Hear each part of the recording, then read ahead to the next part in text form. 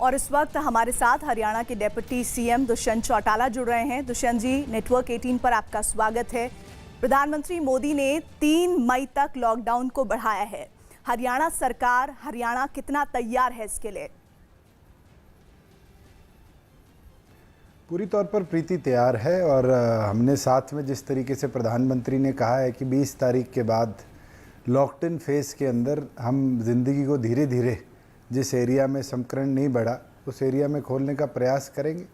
और हमारी इसके ऊपर निरंतर इंडस्ट्री के लोगों के साथ भी बैठकें चल रही है, क्योंकि आज एसेंशियल कमोडिटीज़ के साथ साथ जो हमारे ज़रूरियात की चीज़ें हैं उसकी भी कहीं ना कहीं, क्योंकि लगभग 21 दिन का ये समय हो चुका है, कमी आने लगी है, तो उनको बैक टू नॉर्मल लाना पड़ेगा। और उसके लिए निरंतर हरियाणा सरकार गंभीरता के साथ हर वर्ग से चर्चा भी कर रही है, चाहे हमारे शेल्टर होम्स हो, चाहे क्योंकि अब राइप सीज़न है रबी का, उसके अंदर हमारे फार्मर को मंडी तक लाने की बात हो। हमने पिछली बार से भी 3-3, 4-4 गुना ज़्यादा परचेज सेंटर्स बनाए हैं और उसके अंदर किसान भी बढ़ चढ़ कर हमारा साथ दे रहा है कि स्टैगर्ड तरीके में वो मंडियों में आएगा और आकर अपनी फसल को देकर जाएगा। वहीं जिस तरीके से ईंट भट्टे हैं उसके अंदर लगभग 3 लाख के आसपास हमारी लेबर बैठी है। आज हमारी कंस्ट्रक्शन साइट्स के ऊपर 31,000 के आसपास लेबर बैठी है, तो उनको भी दिन प्रतिदिन की ज़रूरियात की चीज़ें हम उपलब्ध करा रहे हैं।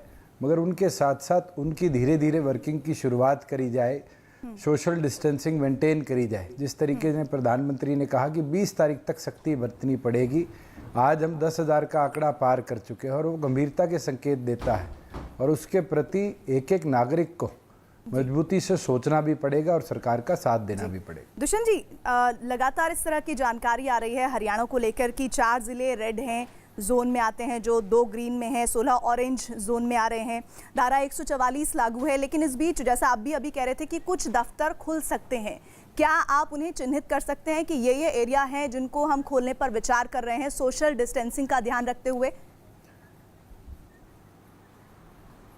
प्रीति, बिल्कुल हरियाणा को हमने 3 जोन में बांटा है, रेड, ऑरेंज, ग्रीन, जिसके अंदर रेड केवल मात्र जिले तक सीमित नहीं है।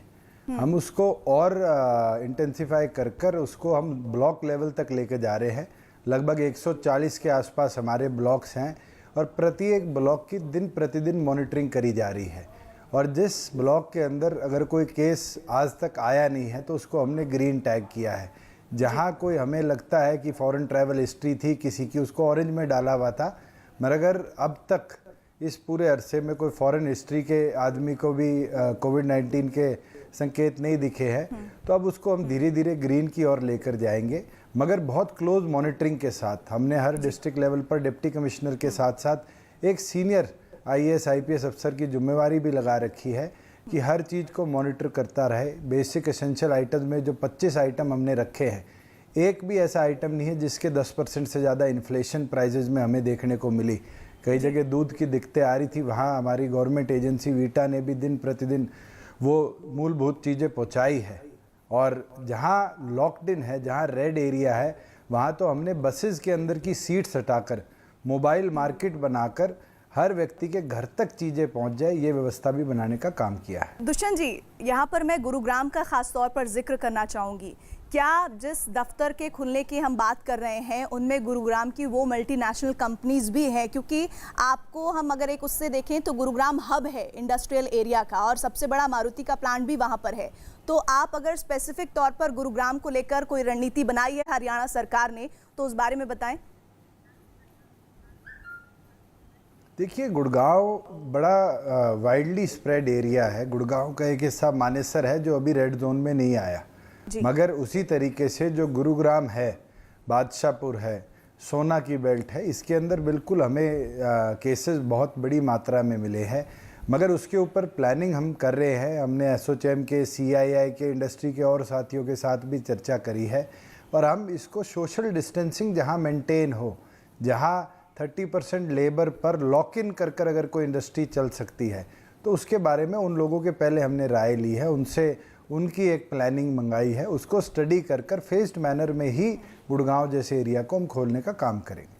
अच्छा, गुड़गांव के अलावा पलवल, नूंह और फरीदाबाद को रेड जोन में रखा गया है, तो यहाँ पर किस तरह की पाबंदियां या किस तरह की सख्ती देखने को मिल सकती है? प्रीति, जैसे पलवल का एरिया है, पलवल 3 हमारे बड़े शहर कस्बों में बसा हुआ है। पलवल है, होडल है और हथीन है। हथीन के अंदर अधिकतम केसेज आए हैं, वहीं पलवल और होडल के अंदर केसेज नहीं मिले। फरीदाबाद की जहाँ बात करें तो फरीदाबाद का जो रूरल एरिया है, पिरथला है, बल्लभगढ़ है, वहाँ केसेस की मात्रा नामात्र के बराबर है। अर्बनाइज्ड एरिया में ज़्यादा है। नू के अंदर भी हमारे 2 ब्लॉक्स हैं जिसके अंदर ये संक्रमित लोग मिले हैं। तो उसको देखते हुए हमने अभी डिप्टी कमिश्नर से रिपोर्ट मंगाई है, इंडस्ट्री के लोगों से। वहाँ जीएम इंडस्ट्रीज़ अपने लेवल पर चर्चा कर रहे हैं। दोनों हमारे इंडस्ट्री विभाग भी, HSIDC भी निरंतर इसकी मॉनिटरिंग कर रहा है। अगर लगता है 20 नहीं 25 नहीं 30, हमें फेस्ड मैनर में ही सब कुछ खोलना पड़ेगा। बैक टू लाइफ, एक दिन में लाइफ बैक टू नॉर्मल नहीं आ सकती। ये हर नागरिक को आज समझ आ चुका है कि किस तरीके से अमेरिका ने लॉकआउट नहीं किया था, और उसका कारण आज अमेरिका के अंदर डेथ रेट्स देखिए आप, दुनिया में सबसे ज़्यादा है। इफेक्टेड लोग दुनिया में सबसे ज़्यादा है। हम तो 130 करोड़ की आबादी का देश है। अगर हमारे बीच में ये वायरस इस प्रकार से फैलता है तो और ज़्यादा रिस्क हमारे नागरिकों के लिए हम कहीं ना कहीं पैदा कर पाएंगे। एक और विषय है जिस पर इधर कुछ राज्यों से भी खबरें आ रही हैं, वो है दुष्यंत जी, शराब के प्रोडक्शन को लेकर। क्या हरियाणा सरकार भी इस पर विचार कर रही है? कोई रणनीति, कोई रोड मैप बनाया है उन्होंने?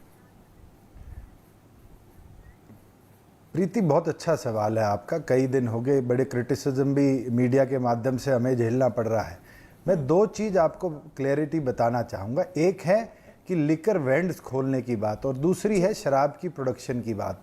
बहुत से लोगों को आज तक ये नहीं पता, जो इसको क्रिटिसाइज़ करते हैं, कि आज आपके सैनिटाइज़र का जो बेस है, आप किसी भी सैनिटाइज़र के पीछे पड़ेंगे तो उस पर IP लिखा होगा, IP 60%, 70%। वो सब ENA है जो डिस्टिलरीज से बनता है। हरियाणा प्रदेश में 70 लाख प्रूफ लीटर जब लॉकडाउन शुरू हुआ था, हमारे पास ENA था, और 2 लाख, 1.5 लाख, 3 लाख तक की कैपेसिटी में दिन प्रतिदिन सैनिटाइजर्स के लिए यूज़ हुआ। हम दिल्ली को भी सप्लाई करते हैं, हम हिमाचल को भी सप्लाई करते हैं। आज ज़रूरी है कि हमें एथेनॉल की प्रोडक्शन और ENA की प्रोडक्शन को दोबारा सुचारू रूप से चलाना पड़ेगा, और उसके लिए हमें जो रॉ मटेरियल है वो भी उड़ीसा से, बिहार से, वेस्ट बंगाल से मंगाना पड़ता है।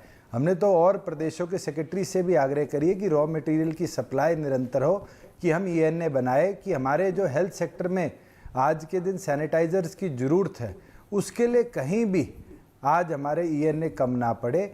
मेरे पास स्वयं पत्र दिल्ली के सेक्रेटरी का आया, हिमाचल के सेक्रेटरी का आया, जो मांग कर रहे हैं कि हमारे एथेनॉल की जो ENA की सप्लाई है उसको खोला जाए। जहां पर लिकर वेंड्स की बात है, हरियाणा प्रदेश ने लॉकडाउन के पीरियड के लिए लिकर वेंड्स को बंद किया था। अगर ज़रूरत पड़ती है तो उसके लिए कोई हमें ज़रूरत नहीं है कि हम 14 को, 20 को, 25 को खोलेंगे। 3 तारीख तक का भी हम इंतज़ार कर सकते हैं, मगर ENA की प्रोडक्शन जो है उसको हम सुचारू रूप से चालू रखेंगे। लेकिन इसी में शराब की अवैध बिक्री को लेकर भी किसी तरह की रणनीति है, क्योंकि जैसा आप कह रहे हैं कि महंगा सामान बेचने वालों पर कार्रवाई हो रही है, और ऐसे में बड़ा तबका है जो इस वक्त ज़्यादा बड़े दामों पर शराब को बेचने की कवायद में जुटा हुआ है। ये सिर्फ हरियाणा की नहीं बल्कि पूरे देश की बात है, देश में ये स्थिति है।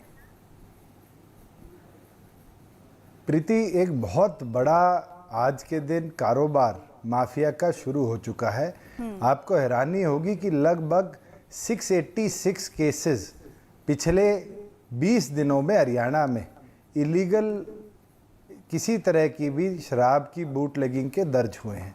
और सबसे बड़ा जो रिस्क फैक्टर सामने आ रहा है, पिछले दिनों जब मैंने DGP से रिपोर्ट मंगाई, एक्साइज डिपार्टमेंट से रिपोर्ट मंगाई, तो लगभग 5000 लीटर लाहन जिसको बोलते हैं, जो घर में लोग अपनी स्पिरिट बनाते हैं, उसकी हमने पकड़ी है। लगभग 80,000 बोतलें पूरे हरियाणा के अंदर पिछले लॉकडाउन के समय के अंदर इलीगल हमने पकड़ने का काम किया है।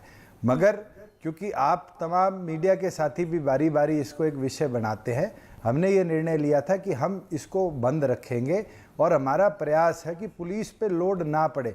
एक्साइज डिपार्टमेंट के लोग भी निरंतर जो वेयर हाउसेज है, जो गोदाउन्स है, उनकी मॉनिटरिंग कर रहे हैं। जितने लिकर वेंड्स थे उनका हमने स्टॉक नोट कर रखा है। अगर किसी के अंदर भी किसी प्रकार की शराब की बोतलें कम पाई जाती है तो हम उसके खिलाफ भी कड़ी कार्रवाई करेंगे। हरियाणा प्रदेश में बूटलेगिंग को सहा नहीं जाएगा। अच्छा, अब मैं किसानों की बात पर आना चाहती हूँ दुष्यंत जी। वो ये कि किसानों के लिए हरियाणा सरकार ऐसे कौन से कदम उठा रही है जिसको लेकर वो संतुष्ट हो सकते हैं कि भले ही लॉकडाउन तो है लेकिन किसी तरह की दिक्कतें उन्हें इन 3 मई तक वाले आने वाले समय में नहीं होने जा रही है।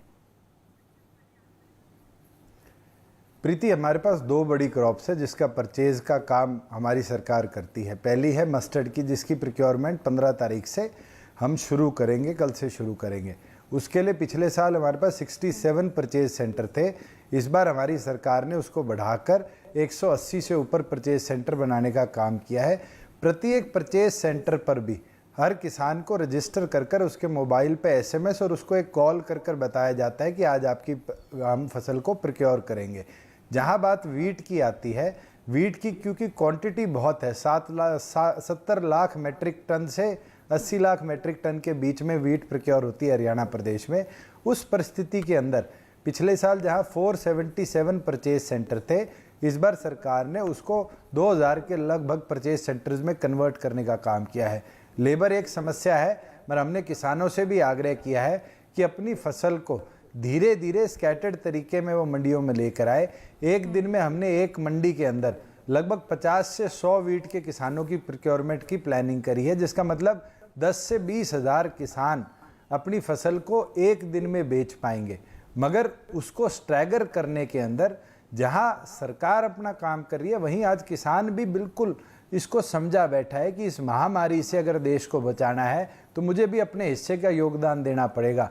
और हमें पूरी उम्मीद है, जैसे कंबाइंस की कमी की समस्या हमें सुनने में आई थी, हमने पंजाब से, राजस्थान से, मध्य प्रदेश से, जहाँ से हमारे पास कंबाइंस आती थी, वहाँ के बॉर्डर्स को केंद्र सरकार ने खोला।